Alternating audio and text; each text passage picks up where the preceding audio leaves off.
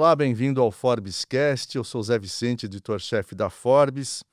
A gente vai falar sobre as tendências de consumo e varejo diante de todas essas transformações tecnológicas, tributárias, comportamentais, cósmicas, etc., que estão assolando o mercado brasileiro e mundial, né? Eu estou aqui com a Fabíola Bezerra, diretora de transformação da Natura, para resumir, porque o cargo dela é muito maior que isso, né? Pelo que a gente estava conversando. William Valiante, sócio de consumo e varejo da UI. E o Ney Santos, diretor executivo de tecnologia e inovação da Riachuelo. Sejam todos bem-vindos, seja bem-vinda. E vamos lá para a primeira pergunta, que é para os três. Mas quem vai começar é a dama. Sem dúvida nenhuma. Não é? Sem dúvida nenhuma. Fabíola, como a influência dos influenciadores está moldando as decisões de compra dos consumidores e como a Natura e como as empresas de vocês, depois na sequência, estão se adaptando a essa nova realidade? Bom, vamos lá, Zé. É muito fascinante falar desse tema, estando sentada na cadeira de Natura e de Avon, né? Porque, lembrando a história, principalmente de Avon, 130 e lá anos, né? Começa como uma grande rede, né? Uma rede social.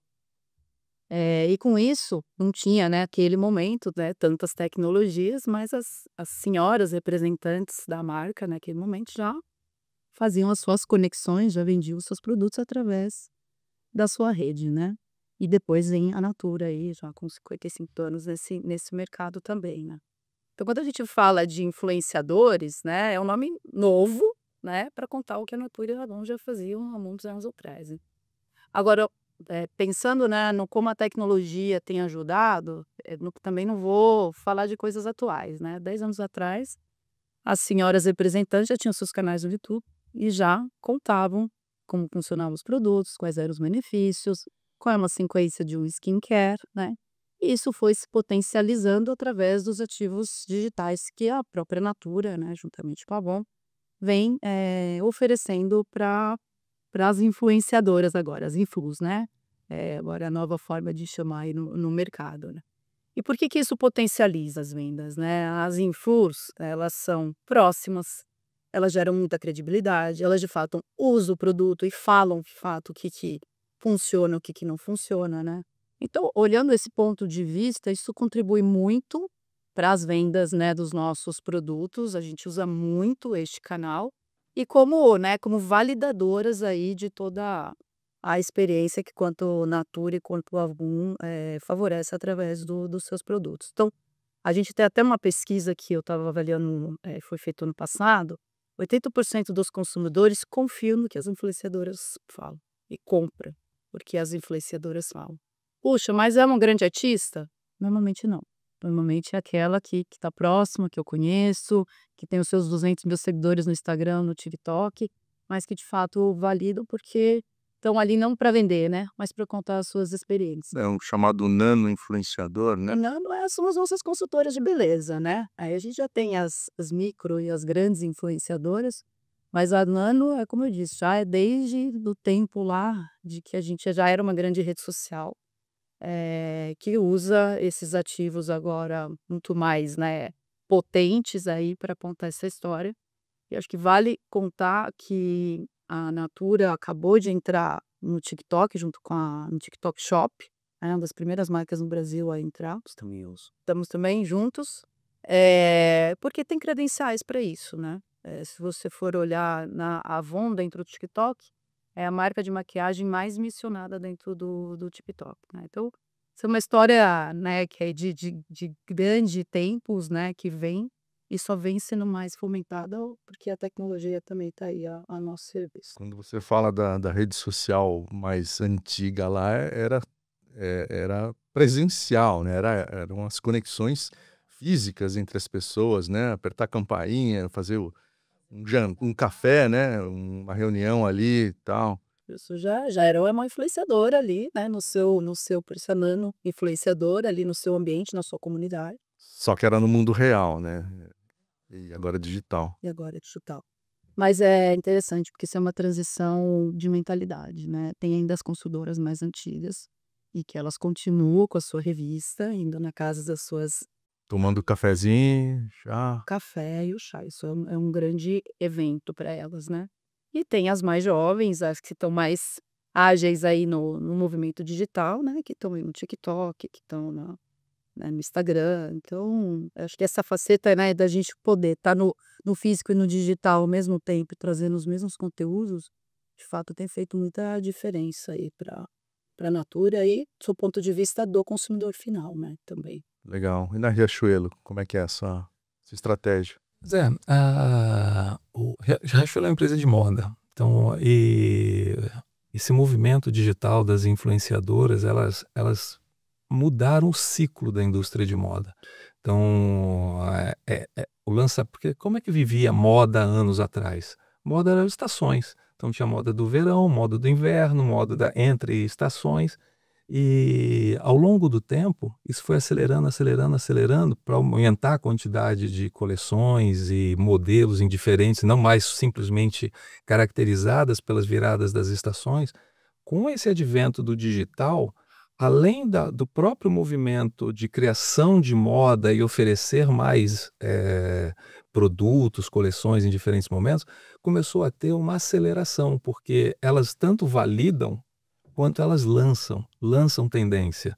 Então, em moda, e o que isso significa na cadeia de moda?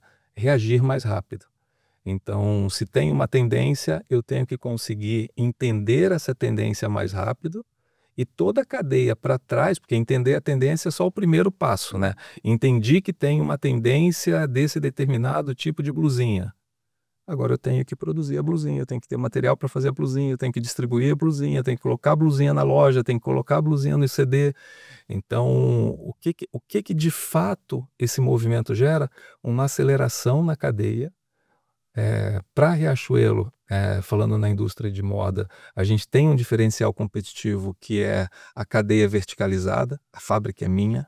Então eu consigo, se eu estava produzindo X e surgiu a tendência Y, eu consigo dar uma virada de produção e atender essa tendência. É como a gente brinca no jornalismo, né? Parem as máquinas. Para tudo, vira. Então, o fato é,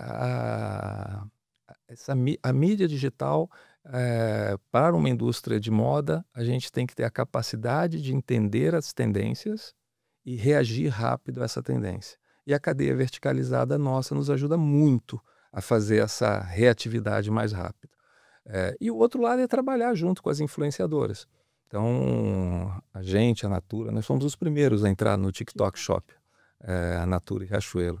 Na indústria de moda, a gente foi a primeira a entrar. E aí é trabalhar junto com os influenciadores. A gente já fez alguns live commerce no TikTok Shop, agora, após o lançamento. Então, a gente tem lá influenciador falando para os consumidores, mostrando nosso produto, apresentando o produto, falando. Então, é um jeito da gente, junto com as influenciadoras, mostrar o nosso produto e alguém que valida o produto, porque ela é usuária do produto. Então, é diferente do antigo comercial na televisão, né? Então, eu acho que a gente usa o mundo dos influenciadores das duas formas. Validação e entender tendência e reagir rápido. E aí, óbvio, falando de tecnologia, entender tendência no mundo digital é pura tecnologia. Você captar o que está acontecendo, o que está falando. É humanamente impossível acompanhar a tendência digital sem tecnologia. E você reagir numa cadeia longa é muito processo integrado e eficiência. Então, é isso que o mundo das influenciadoras traz dentro do mundo da moda, ou seja, tem um impacto bacana no cliente, no consumidor, né, de tanto mostrar quanto validar, e dentro da empresa requer da gente essa capacidade técnica, essa agilidade e essa eficiência. Você falou mostrar e validar, mas vocês não chegam a usar os influenciadores para criar ou tentar criar uma tendência? A gente utiliza artistas. O famoso colar da atriz da novela, essas coisas. A gente tem feito um pouco diferente. A gente tem usado artistas que não são da empresa, seja Mesmo artista plástico, a gente criou coleções para casa, utilizando artistas, e a gente usa os influenciadores para mostrar um pouco do que está sendo feito. A gente ainda não fez nenhuma collab específica com influenciadores, mas fez collab com vários artistas, com vários designers. No caso da Natura, a gente tem um comitê que chama Comitê Construtivo, com as consultoras influenciadoras. E aí sim elas co-criam com a gente produtos e um modelo de como comercializar esse produto. A gente faz de tempos em tempos isso da Natura. É um processo que normalmente a gente valida antes, ou a gente lança e depois volta e ajusta, né? William, você de dentro de uma das maiores empresas de consultoria do universo, Muito bom. como é que você olha esse movimento aí Muito bem. Obrigado aí. Obrigado por estar aqui e poder conversar com todos vocês aí. A nossa posição é uma posição de poder estar em diversos segmentos, diversos clientes. Vendo o que esses clientes estão fazendo, vendo o que eles estão fazendo para transformar, vendo o que eles estão fazendo para aproveitar esses movimentos, né? Então, eu acho que uma das coisas mais interessantes que a gente está discutindo com clientes nesse momento tem a ver com influenciador e tem a ver com tecnologia, muito, que é a história do influenciador digital, né? Assim, muitas empresas que nós conversamos têm uma discussão e um pensamento de, ok, eu tenho os influenciadores, eu trabalho com os influenciadores, espontâneos e não espontâneos, né? Aqueles que não são espontâneos dentro da cadeia, mas o que acontece se um desses for preso, por exemplo? O que acontece se um desses sofrer alguma coisa que impacte a minha marca, né? Então, de alguma forma, alguns pensaram, como eu posso somar, né, dentro do que eu já faço com os influenciadores humanos e tradicionais, influenciadores digitais. Então, algumas empresas já criaram seus influenciadores digitais, algumas delas já prestam serviço até fora do seu próprio limite, né? Então, existem casos aí de empresas que criaram um influenciador digital e usam esse influenciador digital como serviço, prestando serviço para outras empresas e outras marcas. Então, eu acho que uma das coisas mais impactantes que a gente está observando e discutindo é agora a discussão do, talvez, o influenciador 2.0, né? Talvez esse seja o termo para isso, que é como é que eu somo com todos os influenciadores humanos e, entre aspas, tradicionais, agora tecnologia para influenciador digital. Tá? Acho que essa é uma das coisas mais interessantes que a gente está vendo acontecer, né? Eu vou antecipar uma pergunta que estaria mais para frente. Mas qual é a grande tendência, então, disso? Isso deve resultar daqui a uns 5 anos em qual cenário? Eu acredito, e o que a gente está vendo é que são coisas que vão se equilibrar. Eu acho que nenhum substitui o outro, hein? As pessoas gostam de pessoas, né?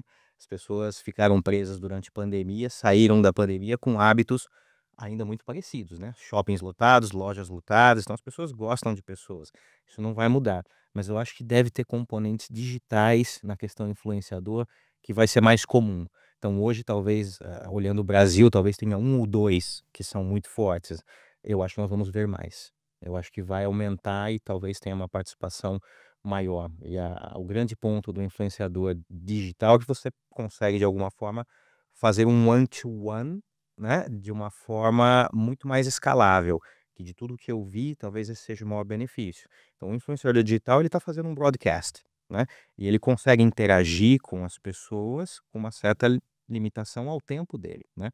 Um influenciador digital, de inteligência artificial, por exemplo, ele pode falar one-to-one com 10, 20, 30 mil clientes de uma vez só. Então, acho que talvez esse seja um dos benefícios que chamam a atenção de tudo que a gente está vendo, né? Então, você vai ter uma interação com o influenciador online, imediata, em larga escala.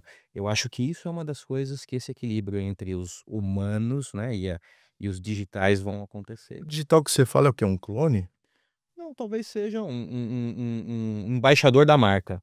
Ou pode ser um clone de alguém que permita isso, né? Existem startups que fazem isso. Existe uma startup comprada pelo Google há algum tempo que faz isso, né? Que ele gera um clone de alguém famoso e você pode utilizar esse clone como um robô, como alguém que vai interagir com outra pessoa. Você dialoga com o clone como se fosse real, né? E Eu isso já é uma vi isso. possibilidade, mas pode ser também um personagem criado por você. Aqui no Brasil tem algumas empresas que fizeram personagens famosos aí, né? Que efetivamente é uma persona nova no ambiente, né?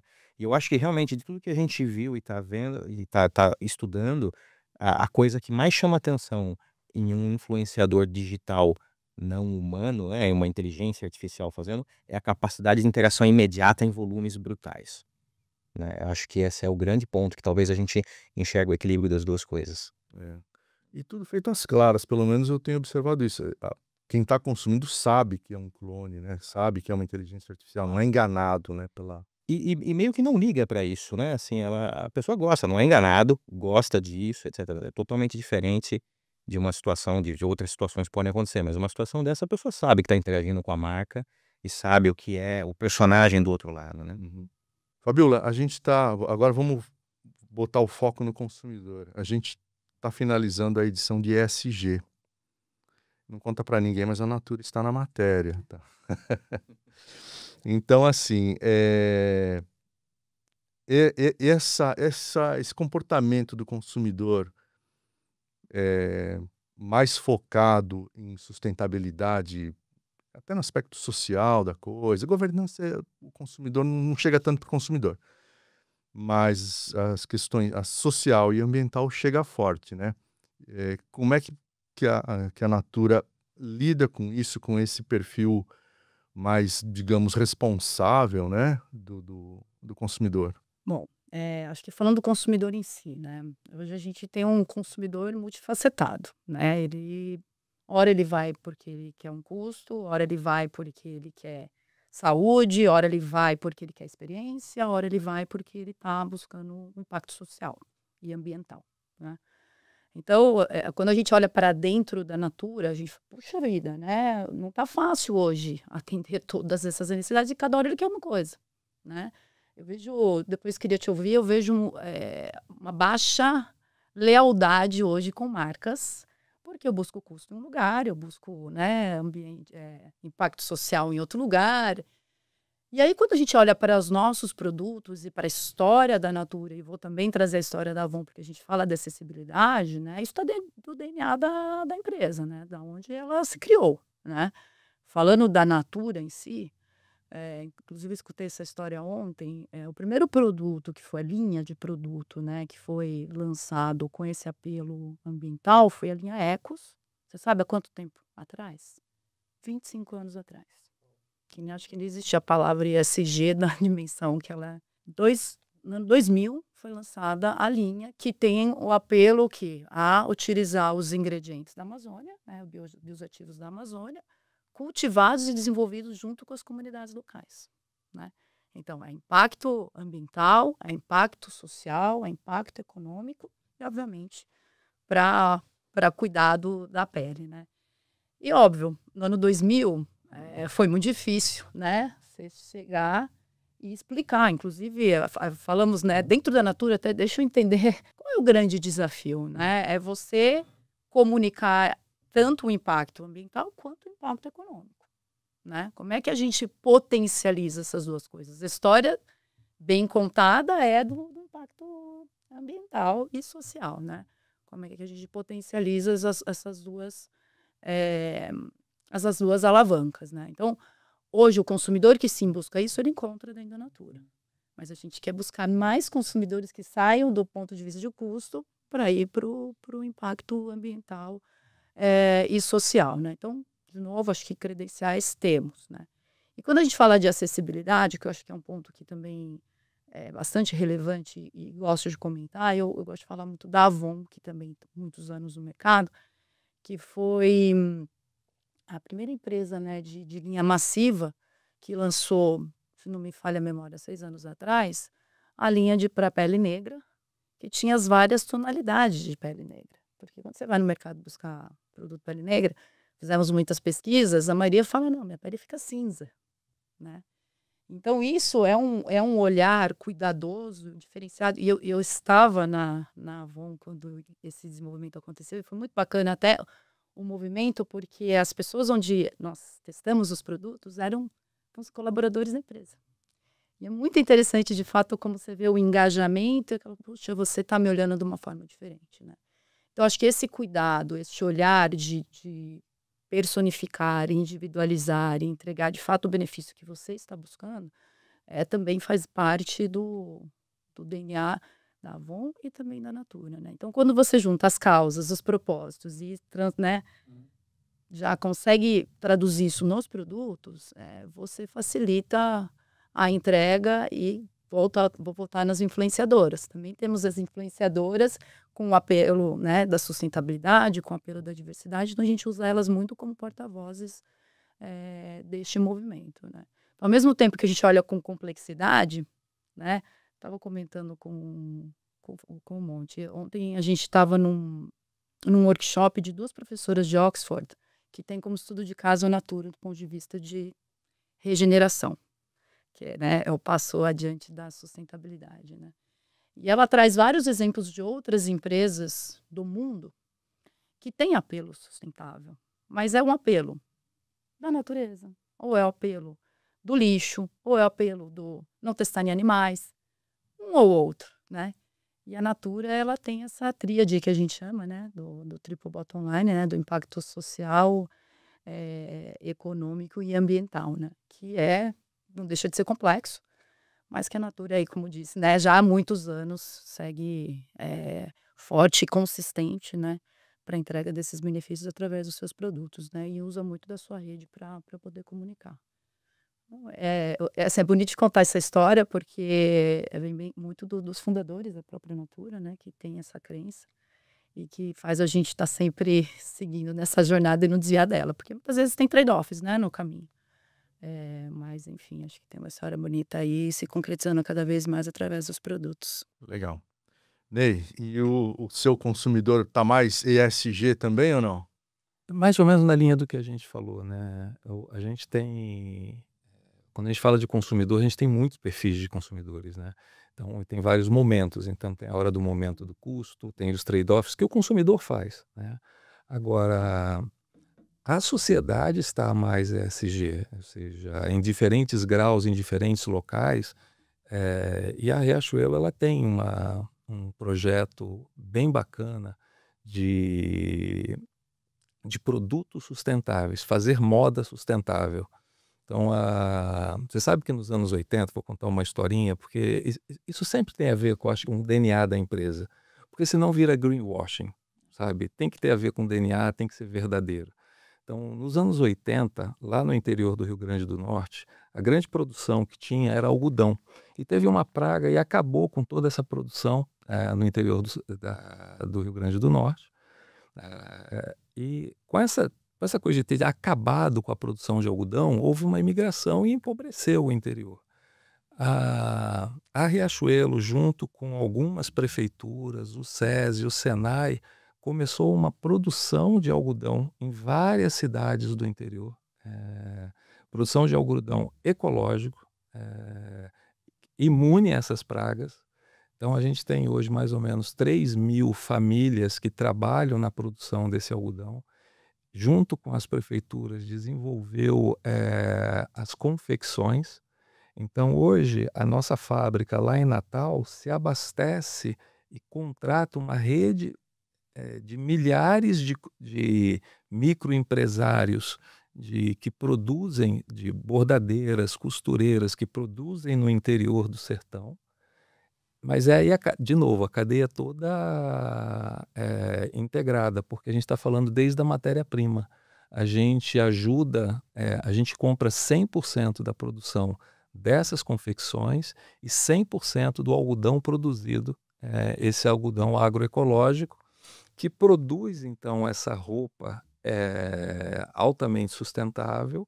E a gente agora está começando, e isso é mais recente, a gente está fazendo a rastreabilidade. Você, através de um QR Code, em qualquer loja nossa, consegue ver que produtos são esses que saem lá do interior da bordadeira, produzido pelo algodão agroecológico. Então, assim, é uma linha. É evidente que isso tudo ainda não tem a escala de 100% dos nossos produtos, mas é o início, já tem anos essa iniciativa, porque, como você falou, é complexo. Você integrar várias prefeituras, abrir centenas de confecções, criar essa produção, esse negócio tem vários anos sendo desenvolvido. Hoje está começando a criar escala. e a gente está começando a divulgar essa iniciativa que vem desde a... E aí é uma coisa muito dos fundadores, porque se você olhar, a gente nem divulgava. Era feito porque havia crença dentro dos fundadores da empresa de que era o certo a fazer. Então, eu acredito muito nisso. As empresas que têm verdadeiramente sustentáveis, elas, de fato, têm uma crença que é o certo a fazer. E quando você começa esse certo não tem escala econômica.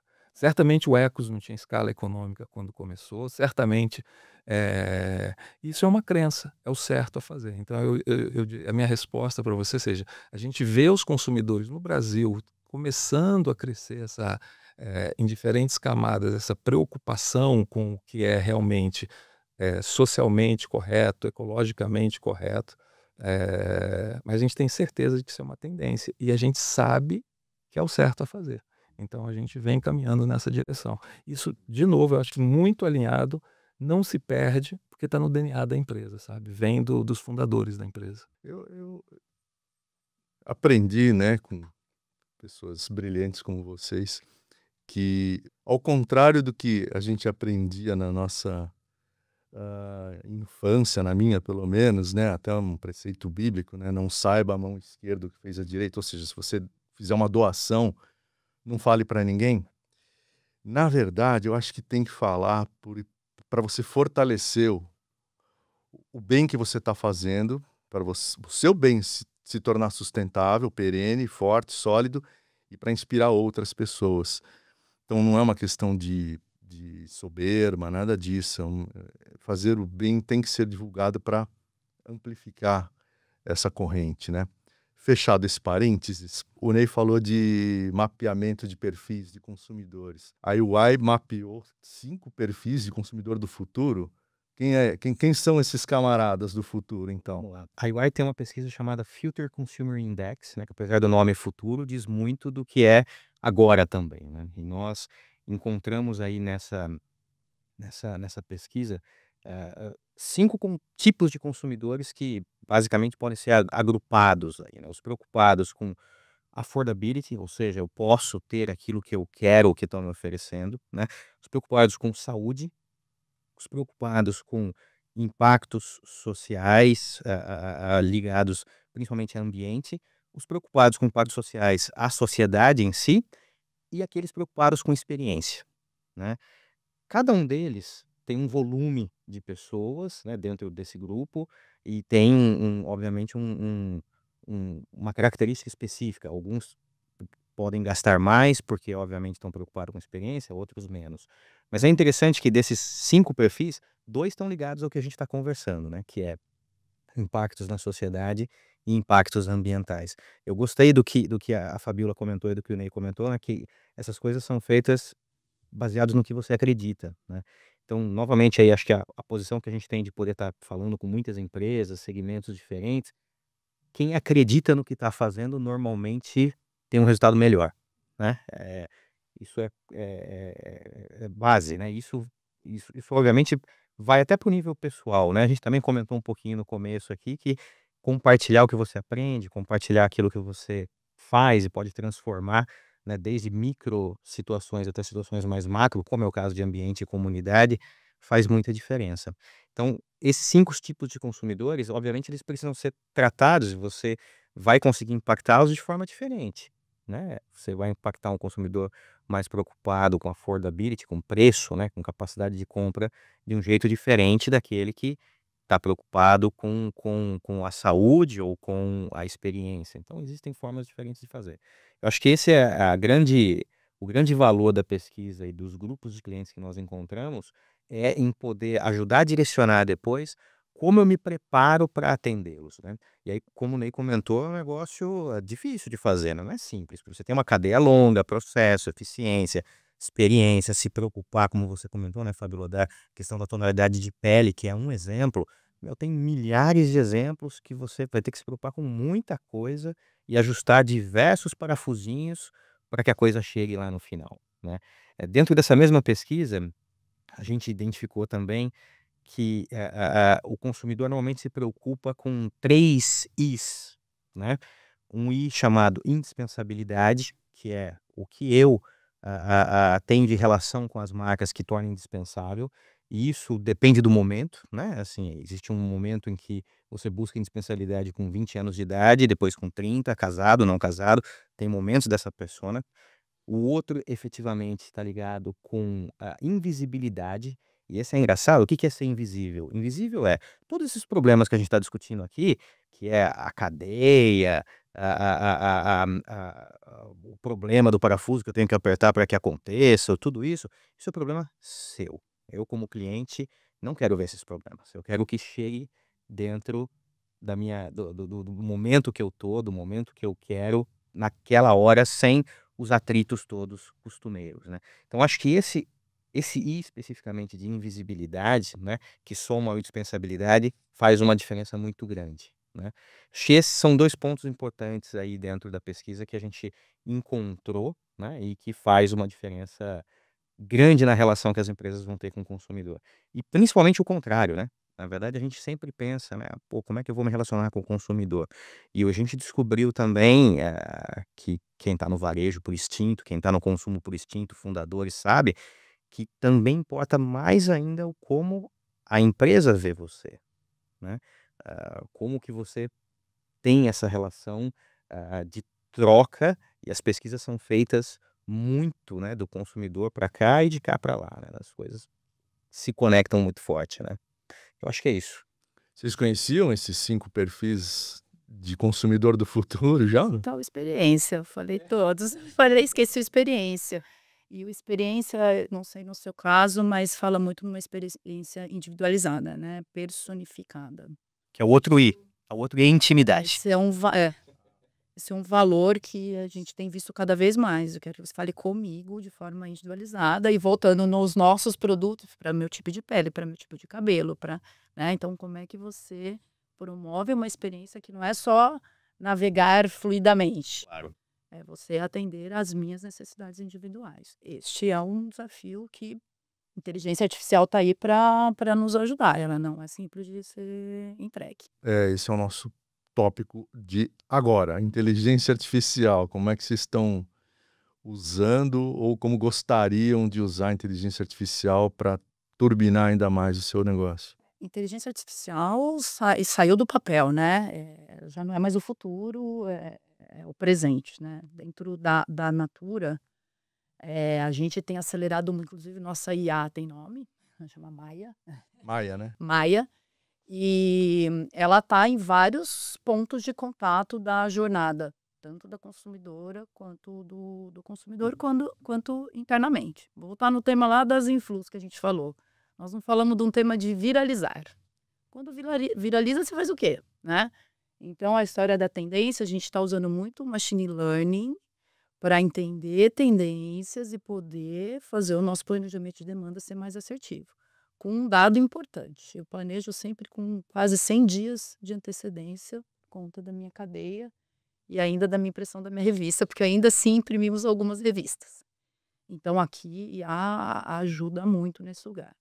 Outro lugar também que a Maia tem apoiado bastante é na gestão da carteira das líderes das consultoras. Imagina que a gente tem, em média, 1,5 milhão de consultoras só no Brasil. Se você divide essas consultoras em líderes, uma líder de negócio tem mais ou menos umas 300 consultoras. Como é que você faz a gestão de cada uma dessa consultora? E mesma coisa, de forma individualizada, né?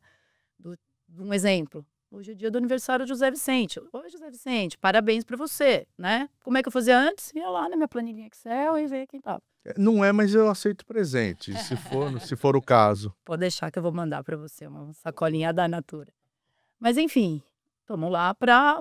É um exemplo simples, mas aumenta a produtividade dela. Poxa, você comprou esse produto mês passado e não comprou esse mês. Vamos lá também junto com a inteligência artificial. Então, isso muito na relação líder-consultora. Isso ganhamos muita produtividade. E um outro ponto de vista que também tem apoiado muito é do atendimento. A Natura, ela preconiza muito a humanização, o contato pessoal, a relação. A gente discutiu muito a história do atendimento vai fazer o chatbot, vai botar um robô, puxa, muito difícil da gente quebrar este paradigma. Quando você vem com uma IA, que você está conversando com ela, às vezes você nem sabe se é, né? Que é a nossa Maia, às vezes você não sabe. A interação ela é tão fluida que essa transição ela aconteceu e nunca ninguém ficou sabendo. Né? Então, hoje, 80% do atendimento nosso no call center o primeiro é a Maia. Né?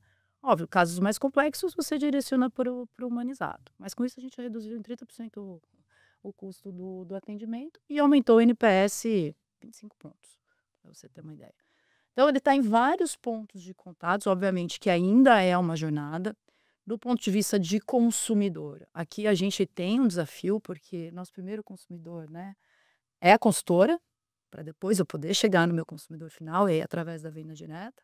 Então, ainda temos um desafio de ter o dado, mas é desse consumidor final.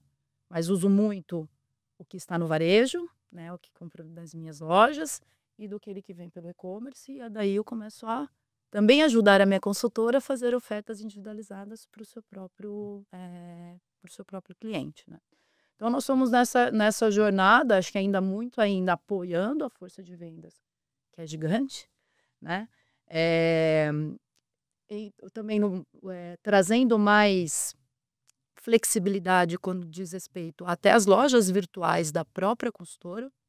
Não sei se vocês sabem, mas a consultora ela também tem o seu espaço digital e aí também a IA ajuda ela a fazer as promoções individualizadas. Então, de novo, tudo muito na linha da experiência individualizada que a gente estava comentando anteriormente, né? E aqui é o seu limite, né? A gente está falando de coisas que talvez não sejam mais óbvias, vamos dizer assim. Mas, assim, a gente está caminhando para que, entre agentes, né, para que a gente possa ter outro tipo de impacto para as consultoras e para os nossos consumidores finais também. E inteligência artificial na Riachuelo, como é que está funcionando? É engraçado que o nosso chama Mia. Juro? Olha. Mia Maia. Oh, Mia Maia. A gente tem...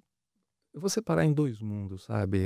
E é dois mundos que é uma classificação que a UI faz, que é a separação da inteligência artificial analítica e o Generative AI, que é agora que popularizou e todo mundo começou a falar de inteligência artificial, né? Então, no mundo da inteligência artificial analítica, a gente tem já um nível de utilização bastante grande, que é onde a gente utiliza os algoritmos de machine learning, deep learning, que estão associados à eficiência da cadeia. Então, associados a quanto eu compro, baseado numa demanda passada, qual é a minha projeção e qual é a melhor compra que eu deveria fazer de matéria-prima para produzir determinada quantidade de produtos.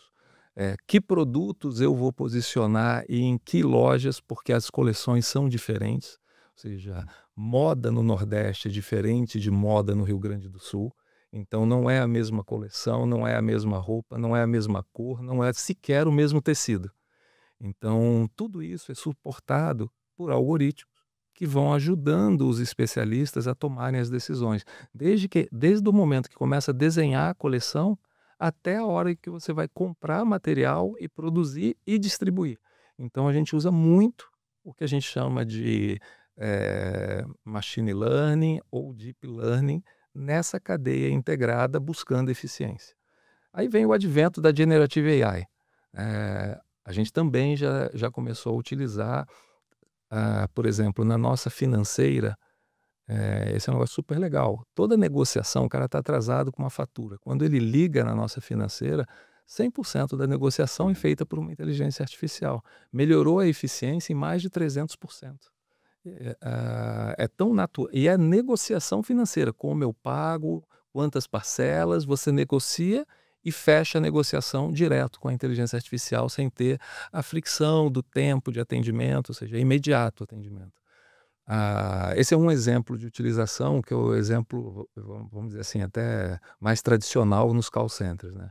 A gente acabou de desenvolver um produto super legal usando Generative AI, que a gente chama de crawler de preço, aquilo, eu pesquiso os preços na concorrência. Isso aqui já existia.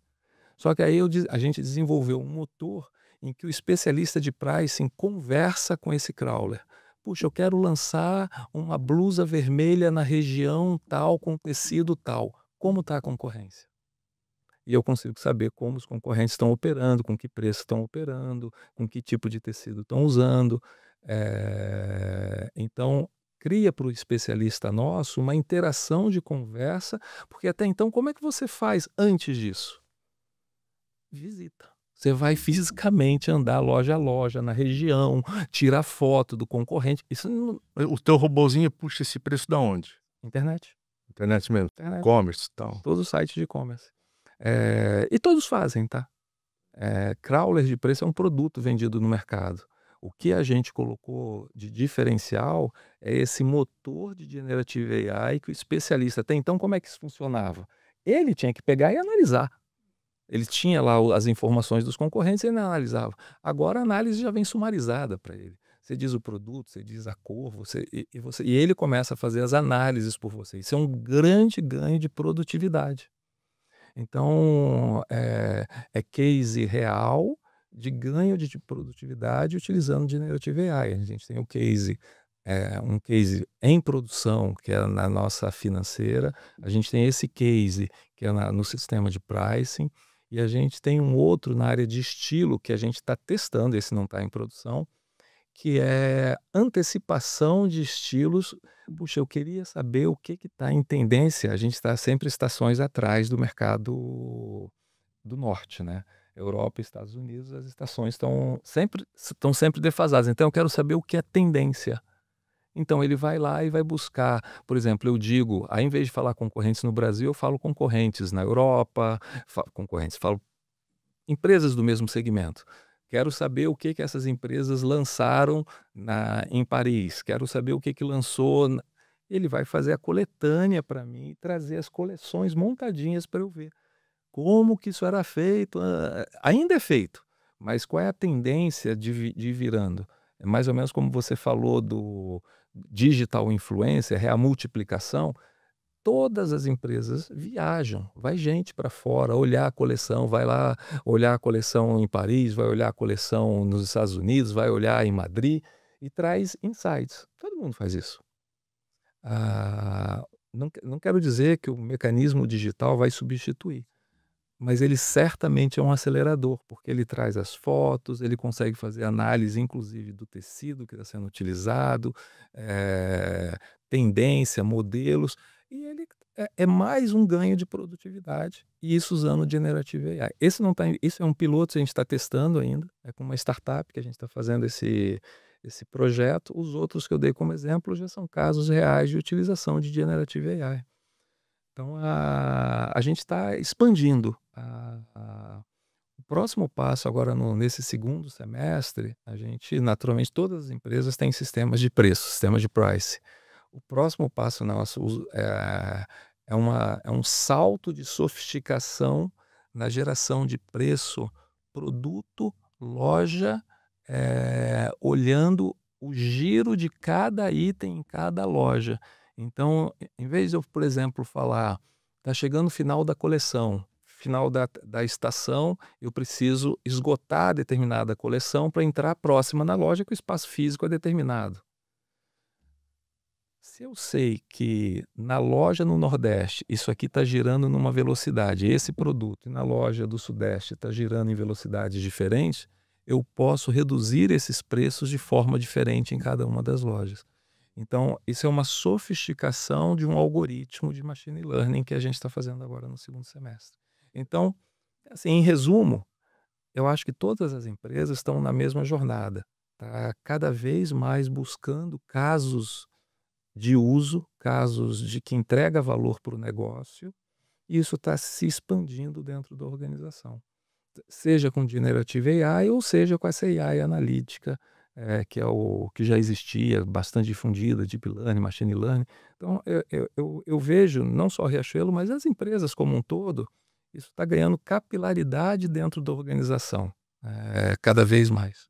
William, e olhando de forma mais ampla no consumo e varejo, que outros usos ou que outras tendências da inteligência artificial generativa você observa?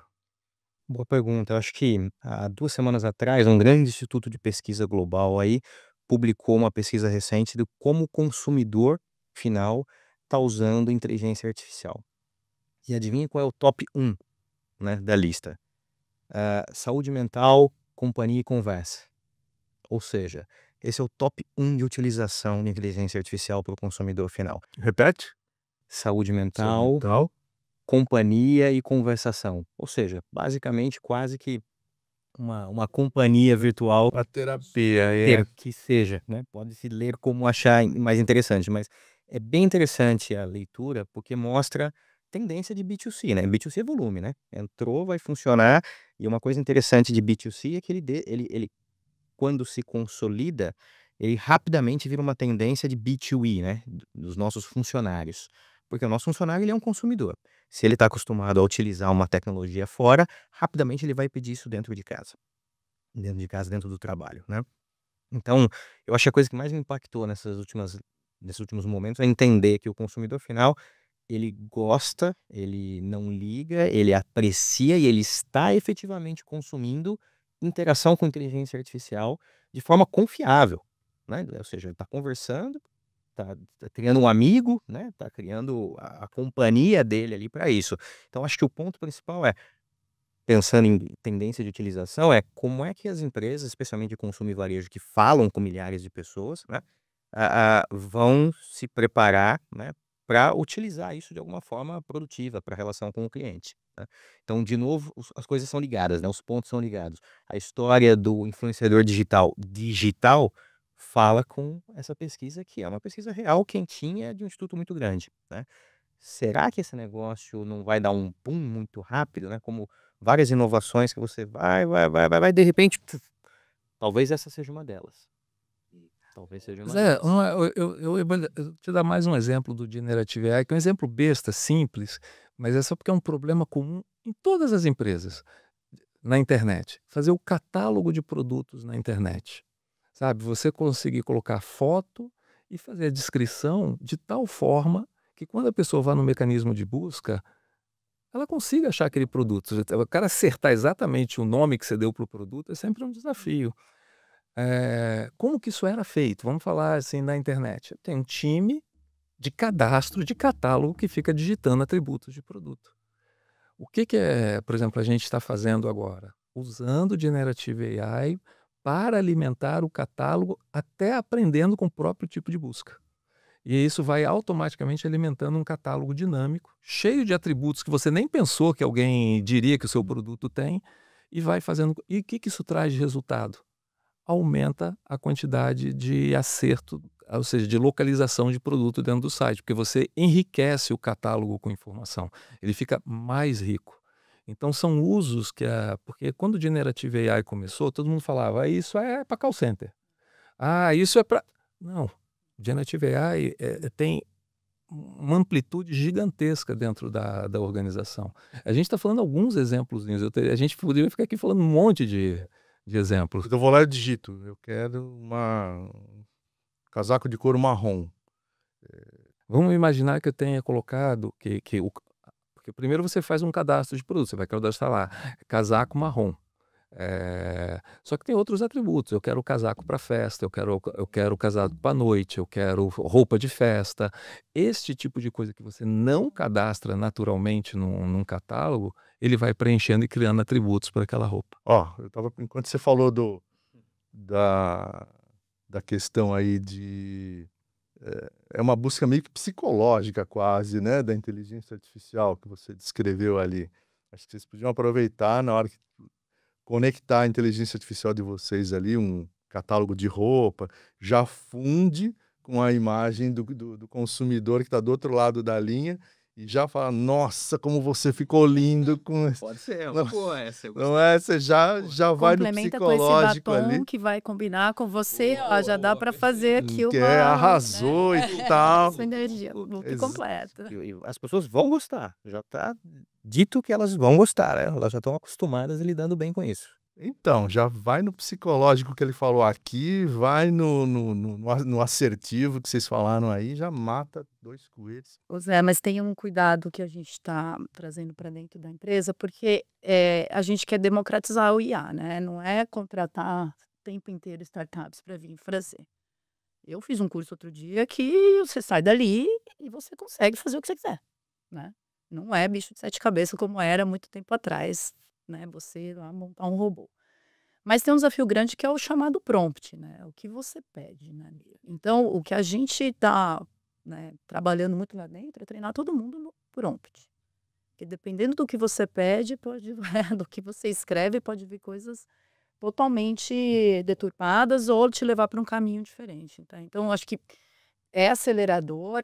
Hoje a gente não está preparado para botar na mão, né, de muita gente, mas a nossa ideia é preparar a organização neste lugar, né, de treinado por prompt para o segundo passo disponibilizar as ferramentas. Você me lembrou um colega, um sócio de trabalho, o Davi Dias, que é o nosso líder de inteligência artificial na UI, e ele diz muito bem isso, é muito ligado com o que você comentou. A inteligência artificial não é para você perguntar para ela, né? O prompt não é uma pergunta, o prompt é uma instrução, né?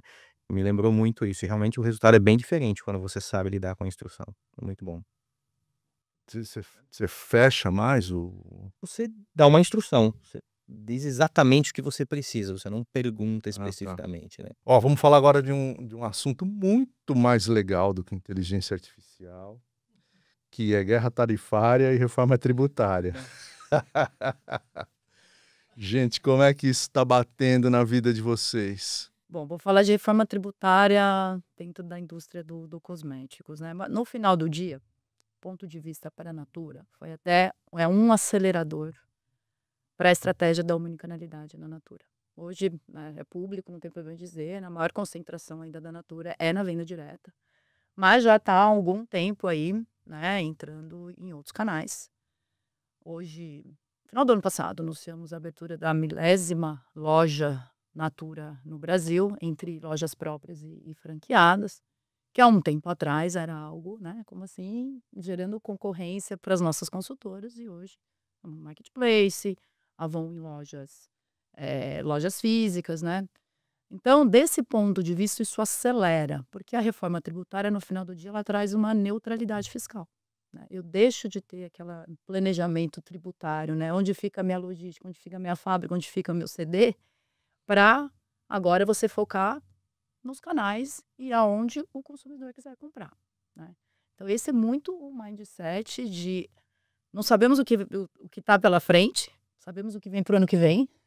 Estamos olhando muito com foco de simplificar e acelerar essa estratégia de omnicanalidade. Esse é o principal movimento da Natura com relação a 2033. Não sabemos ainda o que será, né? Mas assim, esse ano e no próximo ano a gente já tem clareza e já estamos com um plano de aceleração. E do ponto de vista de consumidor, de novo, é tirar a fricção de compra, é possibilitar que ele possa comprar online, pegar o produto na loja e falar com a consumidora via WhatsApp, com a consultora, desculpa, como é que ela pode usar melhor o produto dela. Como é que você, né, converge o físico com o online, sem fricção, usa todos os canais possíveis. Esse é o caminho que a Natura tá. E a reforma tributária, neste momento, ela vem para somar. Porque a neutralidade fiscal faz com que a gente foque na consultora e no consumidor final, não mais do onde estará o meu CD, onde estará a minha fábrica, que, né, há muito tempo, imagino que para a Riachuelo também, era uma linha do pneu, né, como outras receitas, né, o impacto tributário, né? Ney, mundo mágico da reforma tributária, da guerra de tarifas, batendo na Riachuelo. A reforma tributária, né, assim, como conceito, para o país, todo mundo sempre quis, né? A gente precisava simplificar esse modelo de impostos, né? Essa acumulatividade de impostos cria uma complexidade que o William pode falar melhor. Eu suponho que o Brasil, se não é o número 1, é o número 2 mais complexo em apuração de impostos. Isso dentro de qualquer organização no Brasil, isso pouco se fala, e aí nem só da Riachuelo. Tem uma ineficiência, um custo Brasil ou uma mexa Brasil, que significa dentro das empresas verdadeiros departamentos para fazer planejamento tributário, apuração fiscal, e aí tem um segmento, inclusive, de empresas de recuperação de pagamento errado fiscal. Você já pode fazer as duas coisas com inteligência artificial. Só que a reforma tributária, que nos leva para um lugar no mundo comum, que é o imposto de valor agregado, ele simplifica completamente essa estrutura. Então, olhando de forma ampla, a reforma tributária eu vejo como é algo extremamente saudável para todas as empresas do ponto de vista conceitual. Nos coloca no mundo. Aí cada segmento, e aí naturalmente cada segmento vai ter os seus desafios a partir do. Porque quanto mais complexo, quão mais era distribuído sua operação logística, sua operação industrial, porque muda toda essa questão tributária. Para a Riachuelo, tem um impacto menor essa composição, a gente é menos distribuído, mais centralizado. É, Impactos na Riachuelo, e também é impacto em todas as empresas, é a adaptação. Então, isso força, como a gente tinha essas estruturas complexas de sistemas, de pessoas e de processos, é uma excelente oportunidade para pegar e explodir dentro da organização toda essa complexidade, ineficiência de processo. E aí isso abre uma cadeia de oportunidades do que você pode simplificar. Porque quando a gente fala do imposto, ele afeta tudo, né? Ele afeta o pricing, ele afeta o custeio na fábrica. Então, quando você é complicado na raiz, que é o imposto, você complica toda a cadeia. Então, de fato, na Riachuelo e nas organizações, a reforma tributária é um agente de simplificação. Ele, por si só, ele vai forçar essa simplificação. Agora, tem muito trabalho para todas as empresas, tá? Para não ser só assim o mundo cor-de-rosa. Como as empresas foram montadas nos últimos anos nessa complexidade, sair do complexo por simples dá um baita trabalho. Então, para todas as organizações no Brasil, elas estão vivendo esse baita trabalho, mas que eu vejo com muito positivo, tá? Porque o resultado final vai ser simplicidade, mais simples. É isso mesmo, William? Muito bom. Eu concordo. Acho que a simplicidade vai ajudar, né? E esse momento de transição é quando você tem que entender os impactos que isso vai ter para cada negócio, em que momento, né? Alguns negócios vão ser mais impactados, menos impactados, e tem os impactos não tão óbvios, né? Assim, ou que depois de um tempo entendendo a reforma tributária passa a ser óbvio também. Exemplo, a gente está enxergando e discutindo com clientes redistribuição logística, está discutindo o que efetivamente faz sentido em termos de centro de distribuição, fábrica, mas a gente está discutindo também quais são os fornecedores dos nossos clientes que vão desaparecer. Porque alguns podem desaparecer na reforma, né? Alguns podem ter um impacto tão grande que decide migrar de negócio ou fazer outra coisa. E dependendo do tamanho da sua dependência daquele fornecedor, você tem que repensar como você o substitui, né? Ou, se você não vai substituir, é impossível, o quanto de impacto ele tem que vai impactar no seu preço, no seu produto e vai chegar no consumidor final. E aí chega no consumidor final também, que preço você põe na etiqueta, né? O preço total com impostos, o preço como nos Estados Unidos, com imposto e sem imposto. Esse tipo de discussão está acontecendo agora. Então a gente não tem certeza de tudo que vai acontecer, muita coisa é discussão, muita coisa é certa, mas a gente está discutindo de forma muito abrangente, né? Muito abrangente mesmo. Como impacta a existência do nosso cliente baseado no ecossistema que ele tem, né? Assim, quanto o fornecedor do seu fornecedor vai te impactar, né? Isso acontece. Empresas de varejo com uma certa complexidade, quando ela produz com outra complexidade, indústrias com mais complexidade, se eu tenho insumos que são dependentes de empresas que podem ser mais impactadas ou menos impactadas por isso muda bastante. Então, essa é a conversa que a gente está tendo com os clientes agora. Então, no começo, todo mundo falava: joga lá para o pessoal de TI e sistema vai resolver. Espera um pouquinho mais complexo do que jogar lá para o pessoal de TI que eles vão resolver, né? A gente costuma dizer que vai piorar para melhorar, porque tem uma Vai piorar para carga. melhor, é isso? Mas que tem uma carga operacional e tem uma discussão, como você bem disse, né? De preço, né? Desse planejamento. Essa transição ela é dolorida, mas quando você passar por ela, de fato, vai te dar uma forma de operar muito mais eficiente, ponto de vista do consumidor. Sim. Eu vi que vocês preferiram não comentar sobre guerra tarifária e tal.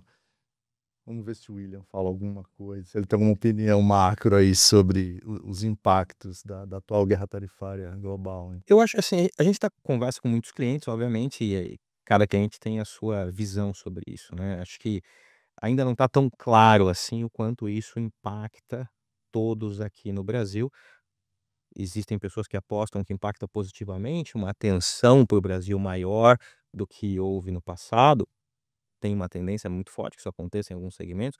Outros preocupados de que em algum momento o Brasil pode depender de países que vão ser impactados por guerra tarifária e que, por consequência, a gente talvez sofra algum impacto. Então, eu acho que ainda não encontrei nos clientes um consenso do quão bom ou quão ruim isso é para o Brasil.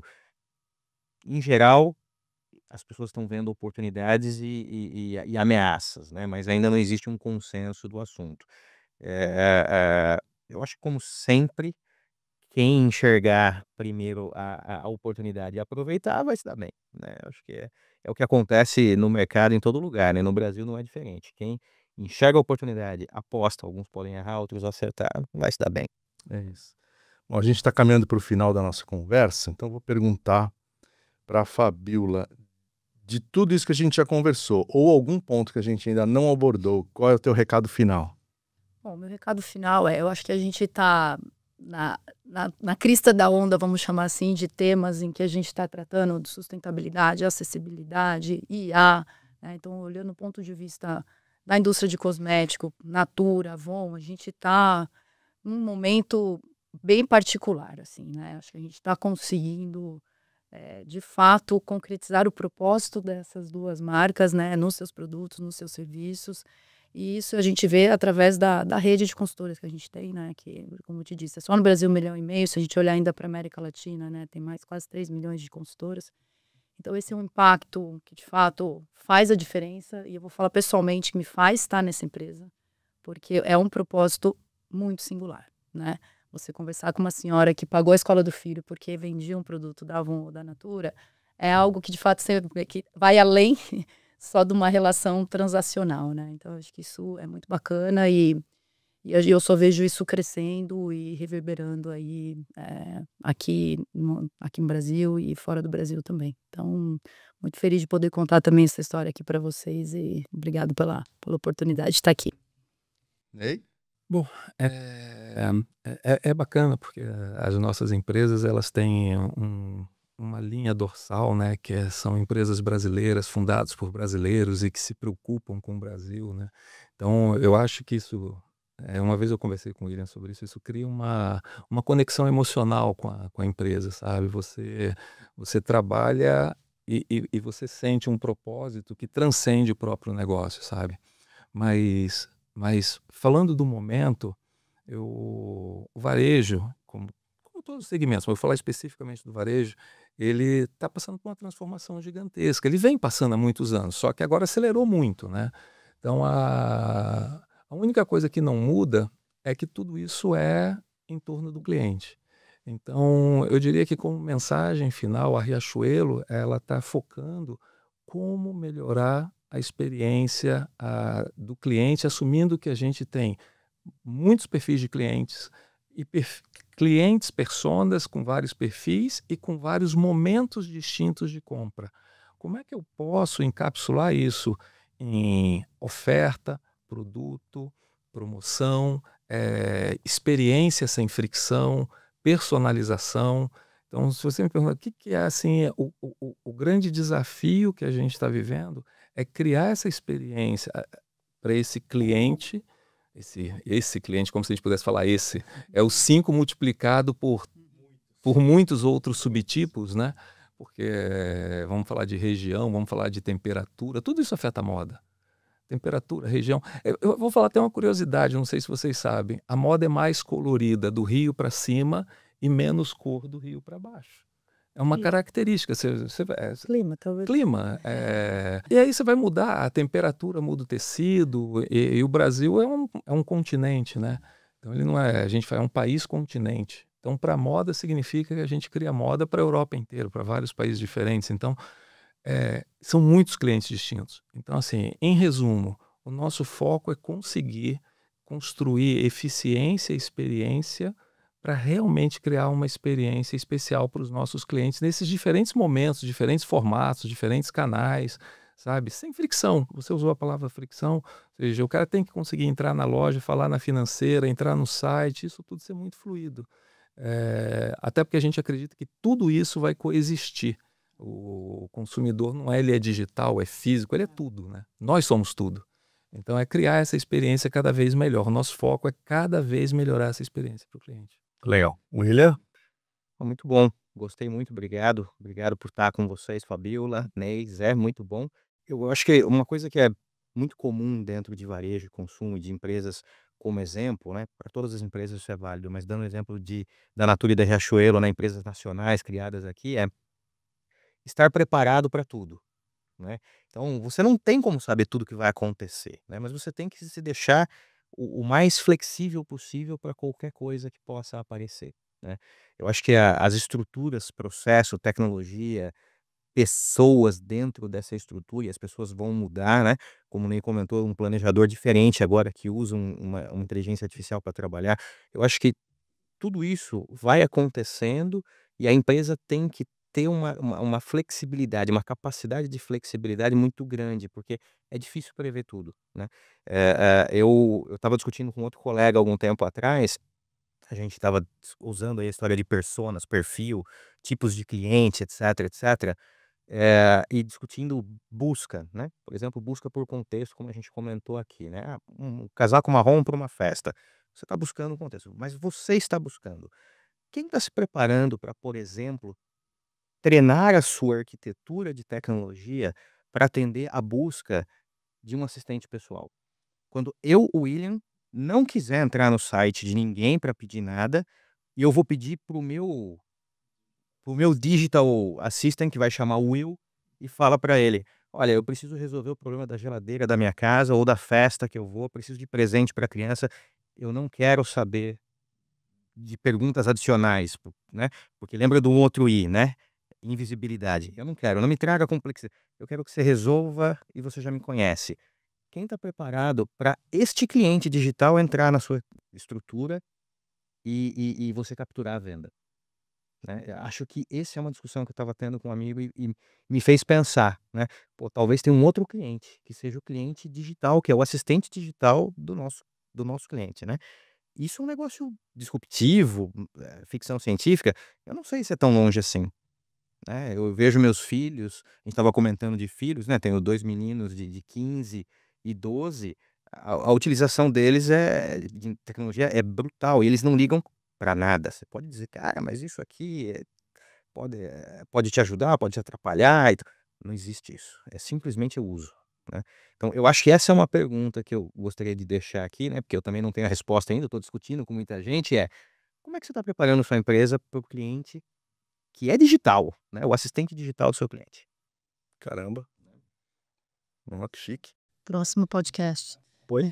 É um ponto, né, se você vê a pesquisa desse instituto lançada que o assistente, a utilização mais alta são assistentes, né, de companhia e conversa, falta pouco para você começar a pedir coisas para eles, né. Eu acho que, eu não sei se todo mundo se lembra, mas quando lançou a Alexa, né, a Amazon lançou a Alexa, eles começaram a publicar também, né, grandes pesquisas, né, do que as pessoas falavam com a Alexa, né. Eu me lembro que em alguns momentos a top 3 era: "Alexa, você quer casar comigo?", Eita. né. Em algum momento do lançamento da Alexa, essa era a pergunta ali, top 10, as 3 primeiras, né. Então eu acho que vai acontecer muito mais rápido do que a gente imagina. Maravilha. Bom, eu conversei com o William, da UI, a Fabiola, da Natura, o Ney, da Riachuelo. Gente, muito obrigado, foi sensacional, muito bom, obrigado mesmo. E até o próximo Forbescast.